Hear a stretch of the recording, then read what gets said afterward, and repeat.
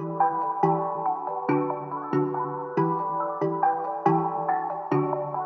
we are going to discuss youth engagement in neighborhood work and how we can, better work with young people to engage them in our work. So the first thing we're going to do is just a very quick intro to Poll Everywhere.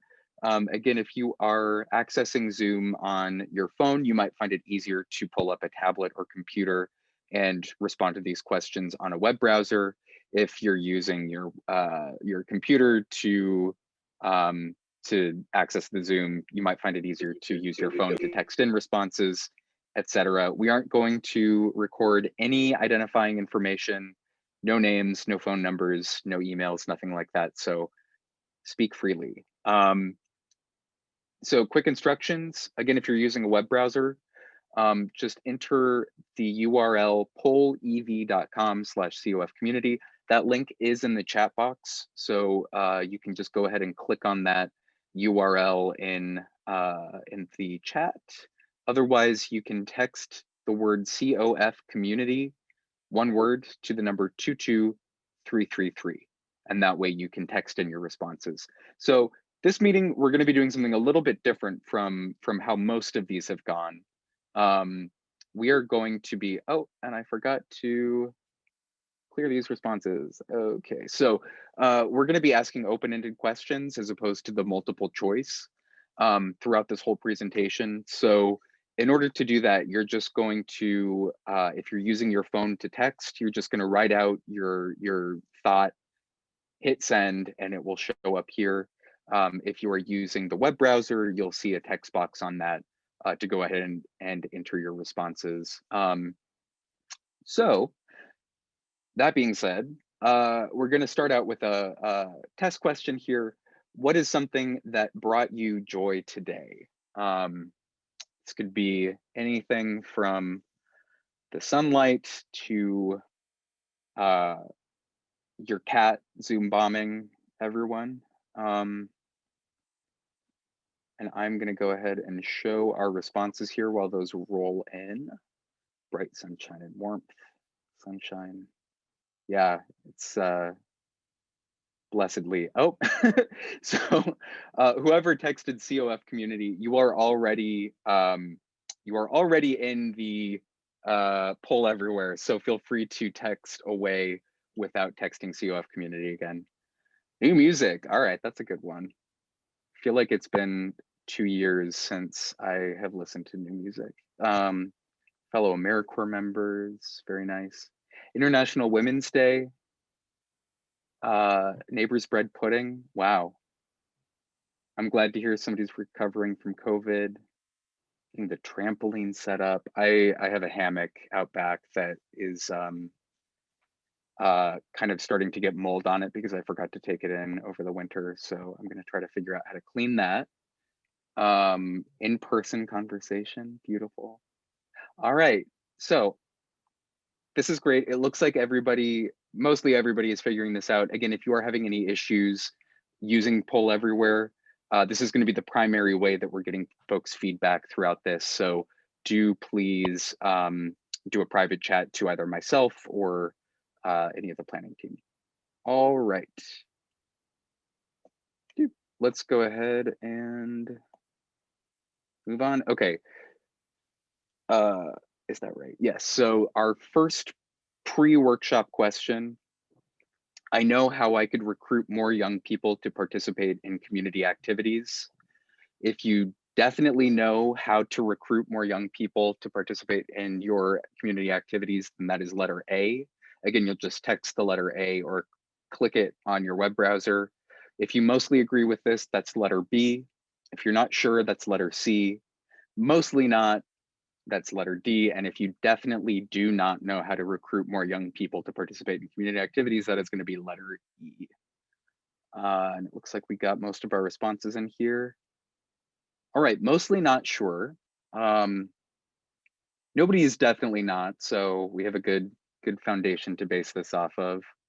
It looks like some people probably are already doing this, so we have a good percentage of definitely and mostly yes.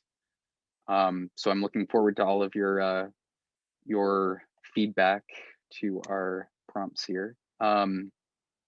Next question is, I know techniques that I could use to make my community work more welcoming to youth. If you definitely agree, again, that's letter A. Mostly is letter B. Not sure is letter D. Mostly not letter D. I screwed that up. Anyway, I think you've all got the gist by now. If you definitely do not know techniques that I could use to make my community work more welcoming to youth, that is going to be letter E. Right, and it looks like we got quite a few responses here. Okay, so mostly in line with our previous question. Nobody is saying definitely. One person is saying definitely. So yeah, we have some room for growth here. Right, and I am just going to go ahead and close it there. So just a quick introduction to this conversation. We have heard throughout the years of Neighbors Changing Flint that, you know, resident leaders are really identifying a need to engage young people in our work, really as a critical issue. We know that as people are aging out of this work, we need to make sure that we have, you know, a pipeline set up for committed young people to carry on the torch of our neighborhood groups, and really to sustain the level of civic engagement in our neighborhoods that, you know, we've come to expect of our neighborhood groups.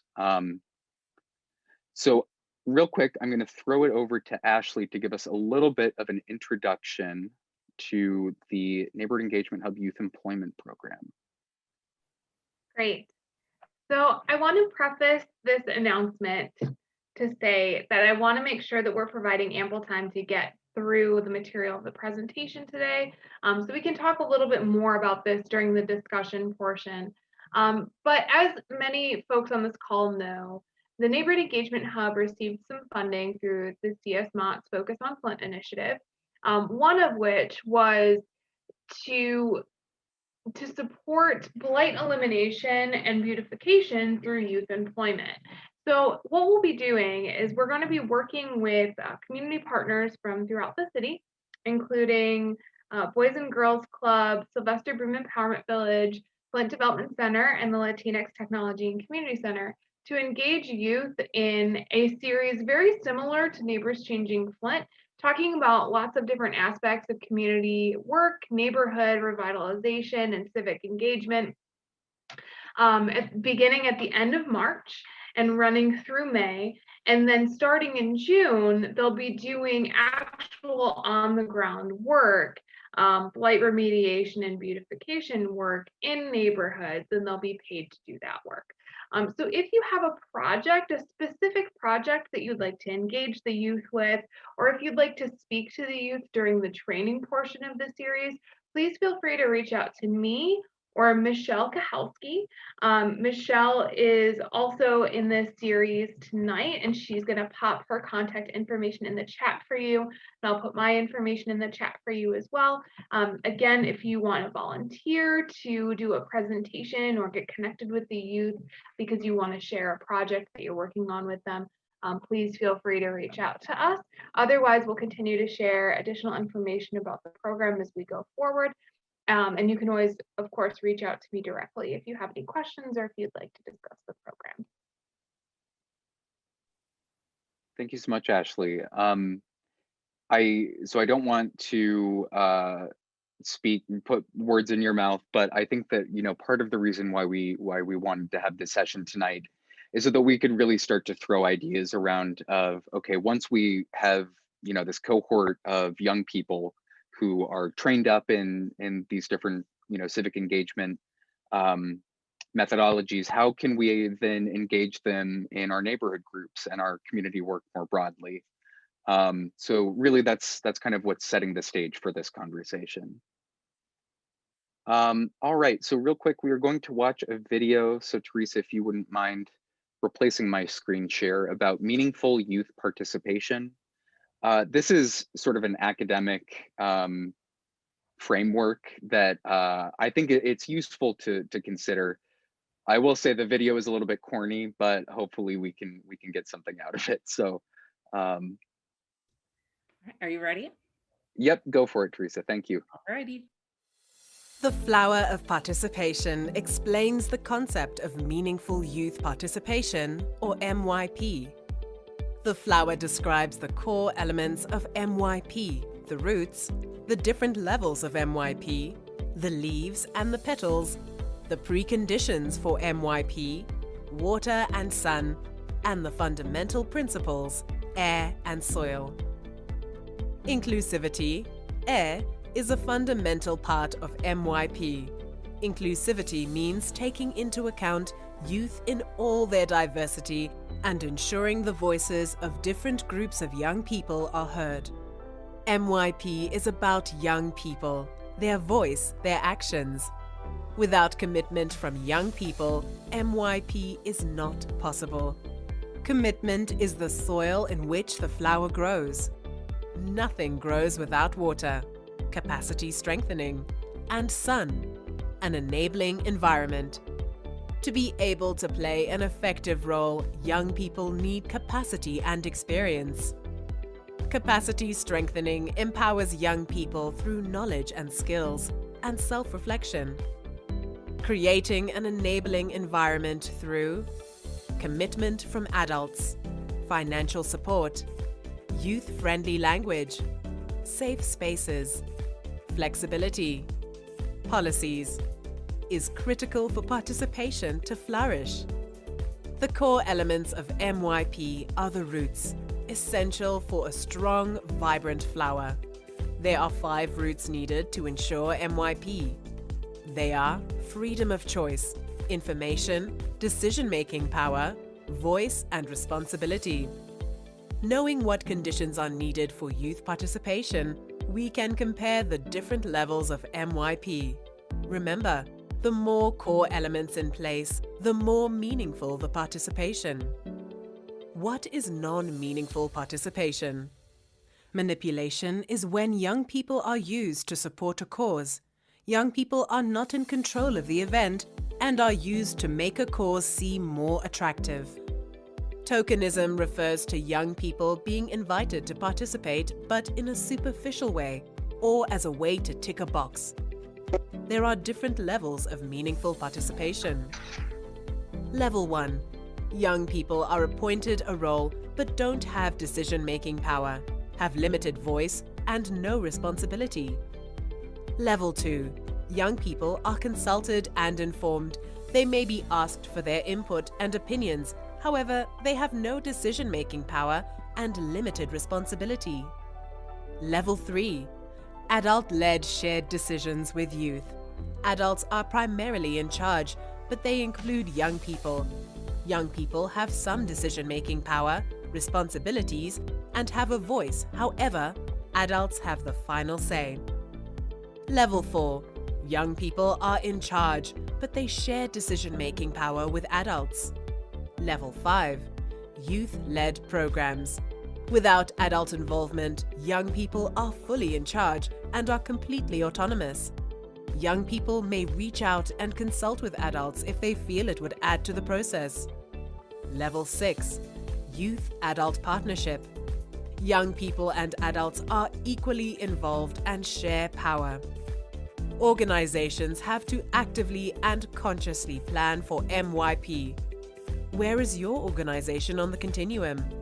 What do you need to change to make MYP real? Okay, so um, I thought that this was a useful video just to start thinking about what are the different sort of conditions that we need to create in order to meaningfully engage young people in a way that will, encourage them to continue coming back to these activities. And I thought 2 things really kind of stuck out to me, in particular in the context of the Neighborhood Engagement Hub Youth Employment Program. NEH is really supplying some of that capacity building support, getting the gears turning in for young people about how they can plug in, what skills they can learn. And then the enabling environment that's us, right? We have to, once we have this cohort of young people, we have to make sure that we're creating an environment for them to thrive, to have their voices heard, to really make decisions. So with all of that being said, oh, I do not want to play you again.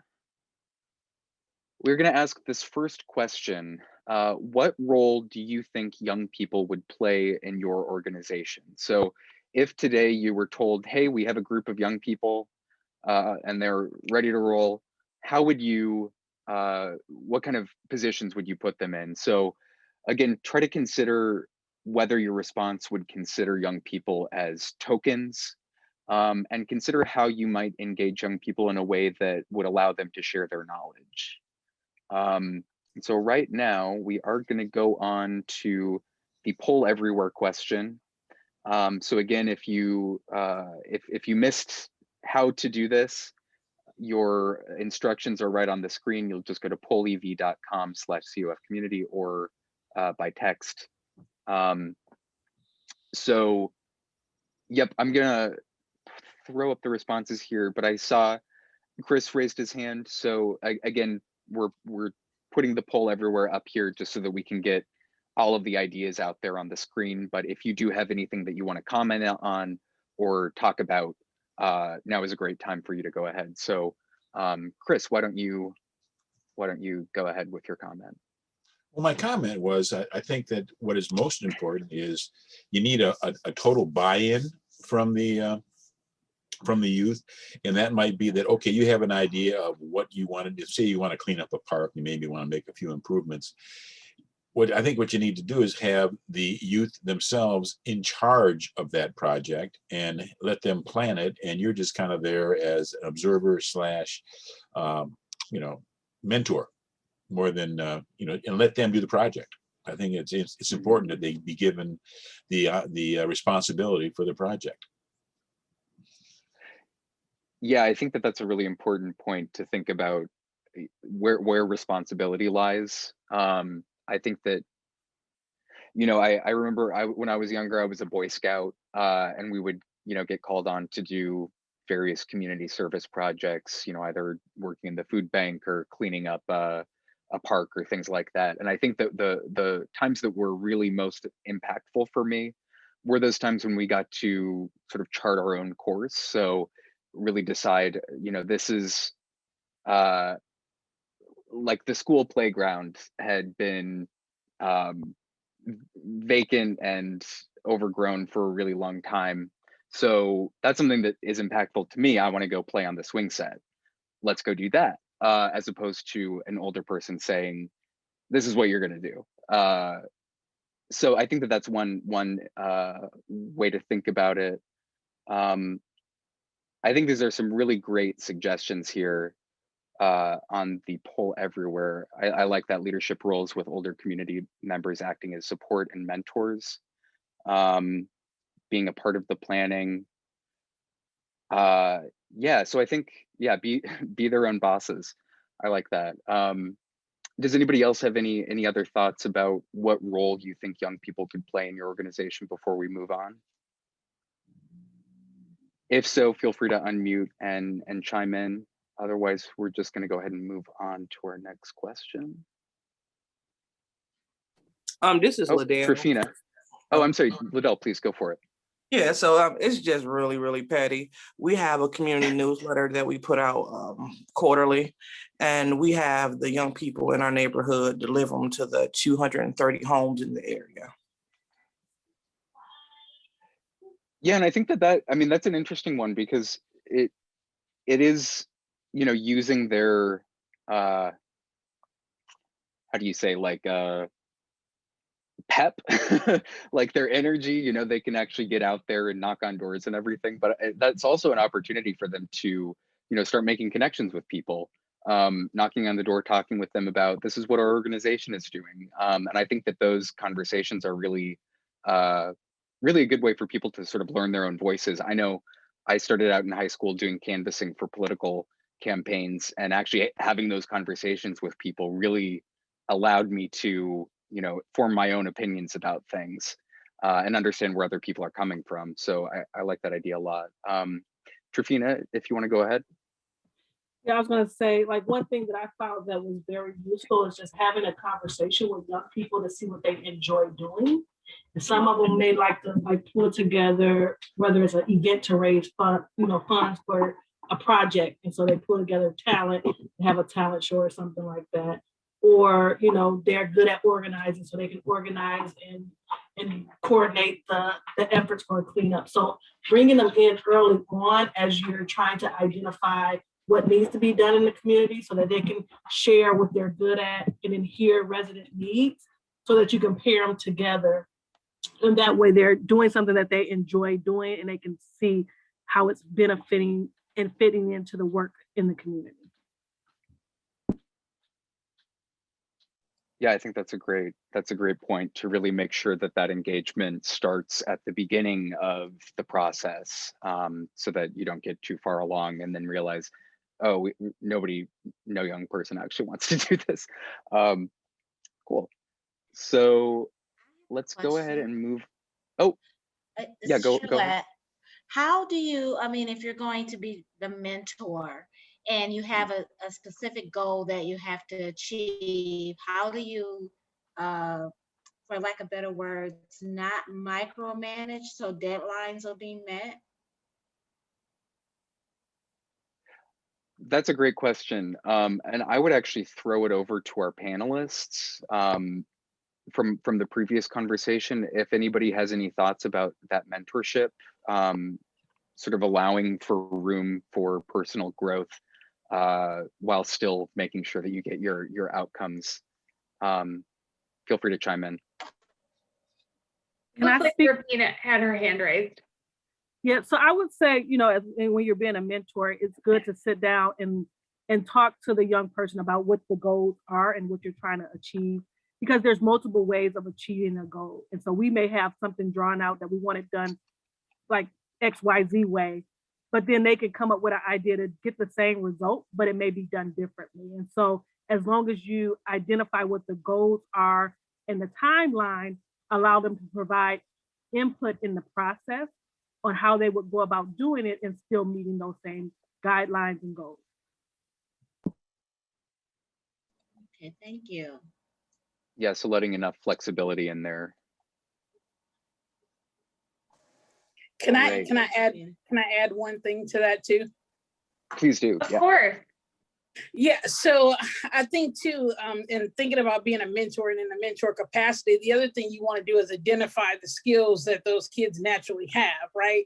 So when we're embracing youth, we want to identify their skills, their natural talents. And so sometimes letting them tell you what their skills or their gifts or their talents are will automatically put you in the position of getting those components that you need to reach or those measurables that you need to have, because they can sort of share with you what they do well, and you can sort of structure your components around, their already natural born talents and skills. Afton, I think that's a really great point, and focusing it in on somebody's strengths rather than trying to have somebody fit a box, especially when you're working against a deadline, you have specific goals to meet, is going to cause a lot less stress. It's gonna make everybody a lot happier when you're really focusing in on the strengths that individuals have. And it also builds confidence in young people when you see those strengths and you really focus on providing opportunities for them to hone those strengths. That's a pretty good summation of it. Is I noticed, like, if you let some youth go out on their own, it just appears that they're goofing off at some time. And you're like, we have a deadline, I want to have a little control over this, but at the same time, having to trust that they were going to meet the deadline when what you see as goofing off. Yeah, that's a great point. And then Chris had a point, and then I think we'll have to move on to the next question. Again, there's a few questions in this series, so you'll have plenty of time to talk on later. I just want Chris, please go ahead. Yeah, I wanted to chime in and say that the trust is a huge part of this whole thing, because I think that you need to trust, first of all, and we discussed this in the earlier presentation, that we all do things differently, and so just because I might want to do something a certain way, I'm not going to be so adamant that it gets done my way as long as it gets done. So, you got to be really, really flexible with, how they think it should be done, and let them do it. Just let them do it. And kind of, maybe make a suggestion along the way. They may not take it, but hey, it's their gig, not yours. Yep. Thank you. Great. So let's go ahead and move on to our next prompt. So, and I think that this touches on, some of the points that were just raised. So really, how can we create an environment where young people feel like they do have a voice, that they, can share their thoughts and ideas without, being shot down or being talked over. So a couple of things to consider here. Think about how well your organization fosters an inclusive environment with mutual respect, and also whether your organization allows participants to have a say in decision-making and leadership roles throughout the process of, planning and implementing projects. And I'm going to go ahead and throw up the Michael, this question is here. Teresa. Yeah. For folks who, if Michael doesn't get to you with your question for whatever reason, please feel free to keep conversation going in the chat. People are we're in there, we're talking. So if he doesn't get to you, you are more than welcome to have little conversations in there. We appreciate that, just to allow him to get through it'll just help him to get through his presentation as well. Listen more than you speak. That's a good one. I think that that's one of those things, kind of, I was thinking, Jeanette, when you were talking about communication and there being sort of younger people having a tendency to argue. And I think that that's something, listening more than you talk is something that really we all need to learn. I know, like, speaking from personal experience, I definitely talk a lot. And that's something that I've really taken on as something to work on throughout my career, as well as just in my regular interpersonal communication, that, we really need to learn how to listen. And I think that that's something that, if we instill in our young people, we'll have a better chance of, actually having conversation.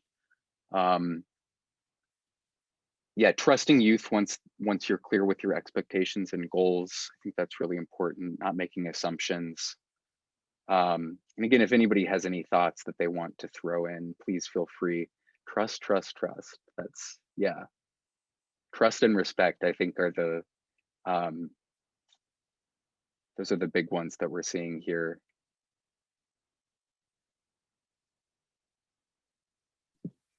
Don't place blame. Sorry, go ahead. Sorry, my dog's in there. And I would just start with, for any group, just whether you're young or old, make sure that you're ready to interact with the other generation. Again, because don't come in with, if you're older, don't come in with, I know it all. You do it like we talked about the generational differences earlier on. I know how to do it this way, this is the right way, and not be open or flexible for the young people ideas and thoughts. And for young people not having, well, you old, you do everything old school, so mentally being ready and prepared to have conversations and be open to different ways of doing things, as well as being open to hearing each other out and how you would go about doing your work and come to an agreement on how we want to work together to get it done. But until you're ready to do that, I wouldn't say start these conversations or interactions, because it wouldn't create a safe, welcoming environment. Yeah, and I think that was, oh, sorry, go ahead. Oh, I was just going to agree. And also to say that just remembering that everybody brings something to the table. Everybody has different ways of doing something, and everybody brings something to the table. So making sure that you create space for everybody to bring their strength to the table and their ideas to the table. Yeah, and this is Teresa. I'd like to kind of add, do a ton of work with kids, but because of I'm not in that department, but the people who are, from watching them, I've kind of seen them, the people that I work with, kind of seen them use it as opportunities to like help the kids grow in a leadership kind of a role, because you do want to make sure that they are accountable for what they're working on and things. So you don't want to just go, oh, well, you know, they didn't know. But you also want to be just conscious that they might, you know, they are young, but we want to be able to still hold them accountable and teach them how to be good leaders too. Yeah, and I think, Vanessa, I saw you unmute yourself for a second, if you want to go ahead. Yeah, I was gonna say, for us, at least when we have our youth participation, we do we set up a kind of like a participation agreement, like what you guys showed at the beginning of the slides, where we have them create it themselves. So what is it that you want to see? How do you want to feel while you're in this space? So obviously, if you want respect, we're going to include respect. If you want to do you know, one person speaks at a time, stuff like that, so that they're the ones telling us how they want these meetings, these programs to be run. And that way it's not us telling them, oh, well, you have to do this, you have to do that. It's really listening to them, letting them tell us how they feel more comfortable in these spaces and stuff. And kind of going back to what Trifina was saying, it's really important that we do let them know that we do have to come with an open mind, because not everyone is going to agree with you. You may have a different mindset than someone else, but that doesn't necessarily mean that you can't work together, again, to have an outcome that is positive for whatever your set goal is. Michael, could you let me know if you have time for one more question? Yeah, go for it. Okay, Charlotte just put in the chat, do you find that some kind of a reward system would work to help obtain goals? So maybe rewarding the kids or having incentives. So I thought that might be a good question for you guys. Yeah, again, I'm going to throw that to our audience. So if anybody has any thoughts about that, Trifina, go ahead. I would say, I think you don't always need rewards, because a lot of times, again, if it's something that the kids have a passion about and they want to be involved in, just the effort of being able to help make a difference is a reward to them. So a lot of times when I work with Job Corps, just giving them food, or, you know, or if you're doing work together, making sure they can have a prize, or if you know that they're in need of transportation back and forth, or things like that, being able to give them something that shows them that you value their time and their effort is always welcome by a young person. But I believe that, you know, you'll get kids to do stuff when you offer rewards, but it's not really genuine support, because they're just in it. A lot of times if you do it that way, they're just in it for the reward. But if you give them a reward and they wasn't expecting it, that's even more showing that you value their involvement, commitment, or dedication to the work. So I think the reward afterwards, not just like announcing it, will really get people to do what they love to do, and then they just be happy because they received more than what they expected. I just want to jump in and piggyback off of what she was saying. So there's a thing called extrinsic and intrinsic motivation. And I think there's a pretty good TED talk about it. I could look up the link after I'm done talking. But basically the idea being is exactly what Trifina just said. Like, people will do things for motivate, like if you offer them a reward, but the amount of engagement is significantly improved if they're doing it not for an extrinsic goal, but for an intrinsic goal, meaning they're doing it because it's something that they want to do, not something that they're doing for something. So I just wanted to kind of throw out those terms, intrinsic and extrinsic motivation, if anyone wanted to look that up. I'll throw the TED Talk link in the chat. Awesome. Thank you, Laura. Thank And you, then Laura. I see Dr. Lewis has her hand raised. Yeah, it's just really quick because I thought what I was going to add last time would have some relevance right now. So I want to get it while I was still kind of relevant. So one of the areas that I highlight in my generational communication trainings is talking about solutions. And the group went over a lot of solutions, but I just really wanted just to tap into some of the communicating with Gen Wires and Xers that I found to be very, I guess, resourceful as we do our thing at Solvers Park. And the first one was, build a fun, challenging, and fast-paced work environment. Be clear, direct, and specific. As you all said, offer to be a mentor, but also become a mentee. And what I mean is a mentor doesn't always have to be the oldest person. The mentor is the person that has something that they need to learn. So you can definitely have a younger mentee teaching you something. So have an open mind to you serving in the mentee capacity as an older individual. Involve them in projects of significance, as you all spoke about. Encourage and embrace technology. If that's their thing, let them thrive in their area. Be open to new and different ways to work, and acknowledge their talents and fresh perspectives. So thanks for allowing me to share that.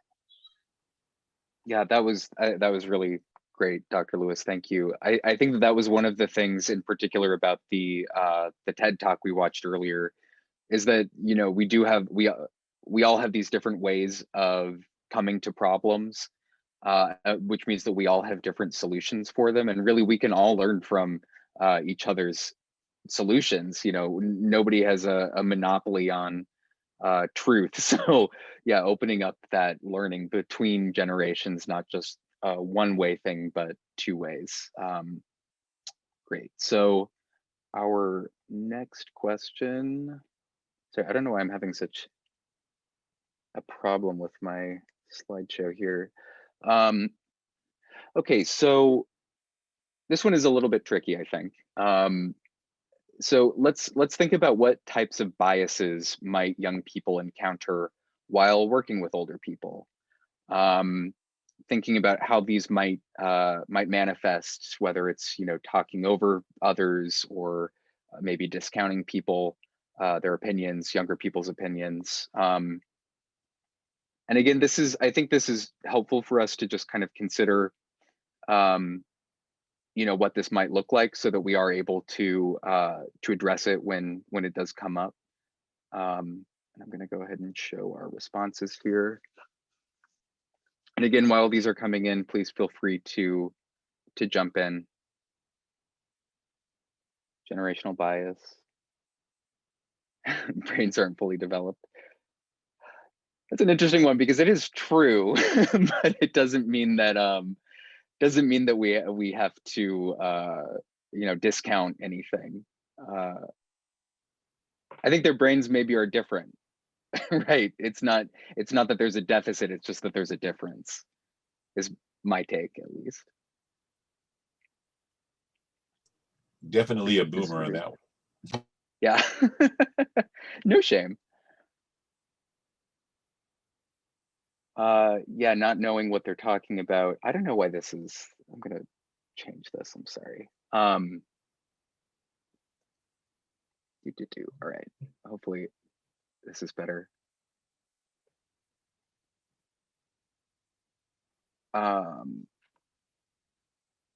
Yeah, agreeing to disagree. I think that's an important way to address some of the issues. Assuming that they don't know enough. Let me speed this up a little bit.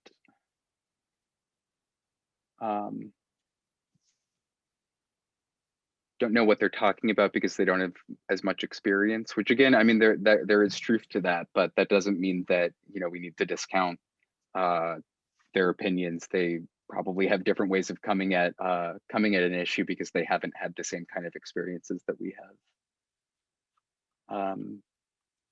Assuming that there's no knowledge or experience. I see that Chris has his hand raised. Chris, did you have Oh yeah, something to please. share? I'm going to give you an example from my life.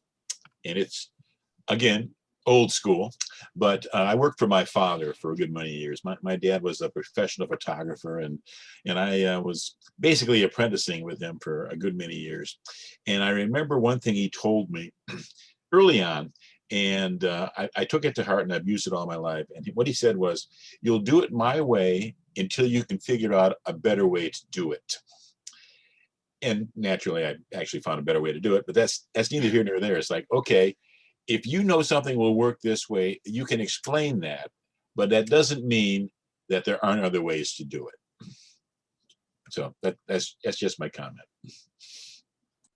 Yeah, and I like that. It reminds me of, you know, I remember in school learning about grammar, you have to know the rules before you break them. I think that's maybe kind of a similar thought where, you know, you have to understand how things have been done in order to do them your own way. So yeah, and that again, I think comes from that sort of mutual respect where if you respect them enough to come up with their own ideas, they will then hopefully respect you enough to listen to your approach and your ideas about the issue. Yeah, and that kind of leads really nicely into one of the things that I feel like I've heard a lot, that either this is the way that it's always been done, and so that's the way we're going to do it, or we tried it this way in the past and it didn't work, so we shouldn't do it. When sometimes the circumstances change, the key players change. Even if something was tried in the past, it doesn't mean that it can't be successful in the future if it wasn't successful before. Just have to evaluate why it was unsuccessful and what things can be changed or what circumstances have changed that may provide a doorway for it being successful the next time around. Yeah, and then the other thing, one thing that I hear a lot from family, and having young people in my family, is people, oh, they're always on their phone, they're always on their technology. But in the context of neighborhood groups and kind of the work we do, if they're on their phones and stuff, we should be saying, I hope you're recording that and you're doing promotion. Hopefully that would be what they're doing, instead of they're not just chatting with their friends. Maybe they're doing a Facebook Live for you. If they feel like they're part of the team and they have a reason to be there, like what Laura was saying with that intrinsic value, they may use their constant on the phone and technology thing to actually benefit the work that you all are doing, depending. And maybe you can actually assign somebody to actually film what you're doing. Yeah. Dominique speaking. I was going to say that's exactly what I do over at the Flint Development Center at the Flint Community Lab. The students that seem to always, they're interested in their phone, they are over social media with posting for the Mackenzie Patrice Crone Water Lab, the Instagram, Facebook, and Twitter. It's very important to heighten their strength, whatever it is that they may be interested in. I agree with appointing them to be, in that department, and just create a space for them to kind of excel in. And you will keep your youth that way, and you'll keep them engaged and coming back. And that's just speaking from experience. And this is Liddell. I just want to jump in there too. I definitely am not a generation Z or Y, but I remember I was at a training, and now the new way to take notes is on your phone. So I was taking notes at a workshop on my phone, and the presenter asked me politely if I could put my phone away. So, and then when I told her that I was taking notes, she said, oh, so that's definitely a generational gap right there. So I want to point that out. So I too have been affected by that. So having your phone in your hand does not mean that you are just hanging out. A lot of people, they're conducting business while they have their phone in their hands. And I think that that brings up a really important point about biases, right? That we might understand other people's actions through the lens of, oh, you're on your phone, you must be screwing around, right? Because that's the bias that I have. Young people just, play around on their phones. And it impacts them if you come at them like, hey, why are you screwing around, when they might be doing something productive? So I think that's a good example of how we can sort of reframe these biases. And I'm going to go ahead and move on. I do notice we have about 7 minutes left in this presentation. So if you do need to get going, we completely understand, but I do want to get to the next 2 questions that we can maybe just go over quickly. So this question, how might we change the format of our meetings to include more young people? This is a much bigger conversation than we can have in the next 2 minutes, but if anybody has any ideas to throw out, how we might facilitate discussions in a more, open format, or maybe by using youth panels, thinking about how we might ask people what their interests are and how you could maybe tailor a meeting format to their interests. We'll go ahead and show these responses. Edna, please go for it. Oh. Okay, There you here I am. Well, I guess for the young people, Zoom meetings like this are so much easier. They can do them from any location. So I think, especially during the pandemic, it would probably be a good idea to see if they wouldn't be more receptive to joining the meetings virtually. Yeah, and that's something, through the planning department, we've been having community meetings live streamed on Facebook. And I think that that's a good way to get people, engaged in a conversation. They can comment on the Facebook feed. I'm seeing a lot of youth committees. I like the vision board. I think that's a really interesting idea, just letting people kind of throw out ideas and see what you come up with. I saw a couple people said Palette and Padlet. I'm not sure. Is that a software or something, or active meetings, social media? I don't know what, I've never heard of it, but they might have meant to put tablet and Oh yeah. Autocorrect or Padlet. Oh, Laura. Laura said Padlet is a thing. Laura, we don't know what that is. Yeah, Laura, please. Generational gap. Please teach us. Share. Okay, hi everyone. So Padlet, I just learned about myself. Michelle and I were working on, coming up with creative ways to engage youth in our virtual trainings. And one of the things that I found was a platform called Padlet, which is basically like this. It's very simple. It's like a board where people can post and comment on posts, and it can be, it's kind of like it's difficult to describe, but it's like you have a board. It's not like Facebook necessarily, where it's like you make a post. It's a slightly different format. It's more fast paced, and you can do it in a variety of different styles.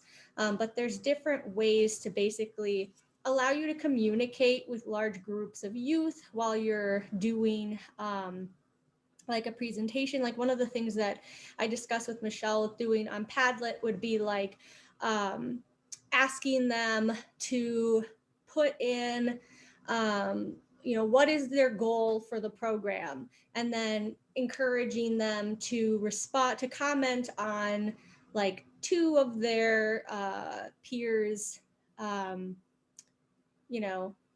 answers. Or there's different ways of setting it up. Basically, it's like a fast-paced way to collaborate and talk all at the same time. And it's visual and it's kind of fun, and you can do pictures and memes and easily look stuff up.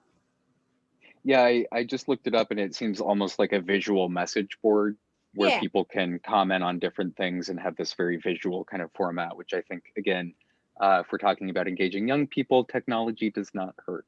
Yeah. All right, Michael, then let's go ahead. I just wanted to respond really quickly to the person who said, recruit somebody younger to do this.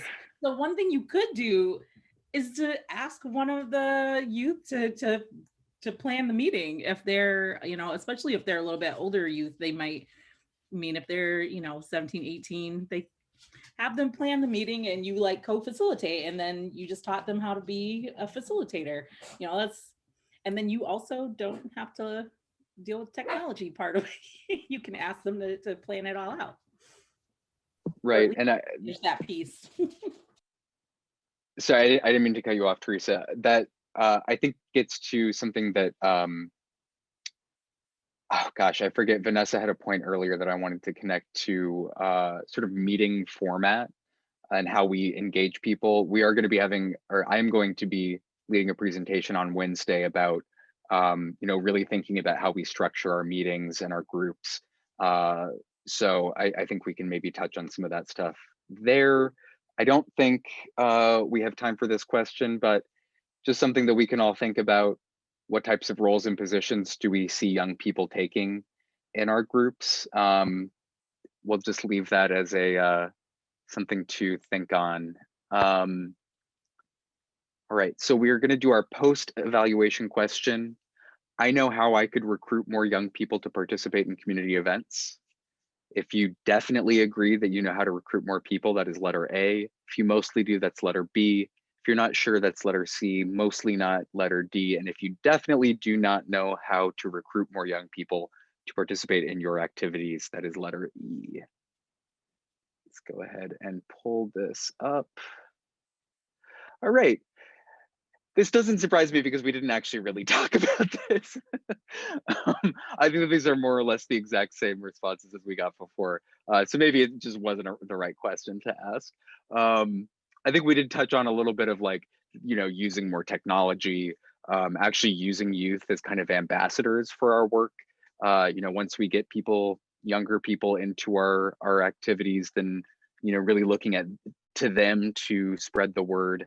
I think that was a really good suggestion. And I think, it might not seem super direct to this question, but even just, opening up your the way that you conduct your meetings, your decision making to involve more young people, that is effectively a recruitment strategy. Recruitment doesn't just mean getting somebody to your meeting, it means keeping them at your meetings, right? So I think that a lot of what we talked about does involve recruitment, just maybe not in the most clear way that we could have a good response to this question. All right, our last question of the night. I know techniques that I could use to make my community work more welcoming to youth. If you definitely agree, that's letter A. Mostly, that's letter B. Not sure is C. Mostly not is D. And if you definitely do not know techniques that you could use to make your community work more welcoming to youth, that is the letter E. Let's go ahead and show these responses. All right, good. we made progress on 1 point at least. Awesome. So the other thing that I wanted to say before we leave is that a lot of this presentation actually came out of work that one of our former AmeriCorps Vista members did, Kenneth Halt. He, did a lot of the sort of research into what types of questions we need to be asking to have really meaningful youth participation. And he started a document that we are going to, try to pull some of this information that we gathered during this meeting that you all collaborated on. And we're going to try to sort of put that into the document that provides a little bit more of a structured guide. So yeah, I just wanted to put that out there. We are going to be using the comments that we received tonight for that document that we'll be able to share out with everyone. So with that, I'll throw it over to Ashley to take us out. Ooh, I don't know what I'm. What do you need me to do? Oh, just thanking everyone for their participation. Oh, Thank you all for your participation. Thank you all for joining us and for your participation. Michael, do we have that 3-question evaluation survey tonight? Oh, sorry, I didn't include that because we're on week 3. Yeah. That's okay. We don't have to do that. So I will just, I'm sorry for my fumbliness at the moment. Thank you all so much for coming tonight. It was a pleasure to have these conversations with you. We really appreciate all of your feedback. And it's been really nice to have a very dynamic discussion. It's been a long time since we've been in a space where we had the opportunity to do that. So I think that this is giving us all a little bit of breath and a little bit of life that we've been missing, and just, doing work straight time all the time. So thank you so much for taking some time out of your evening. We hope to see you back here on Wednesday. Wednesday, we'll be talking about conflict resolution and interpersonal group roles. So setting the stage for how groups can work together, how to structure meetings, whether you choose to structure them informally or formally, how to set participation agreements, and then how to deal with conflict when it does arise.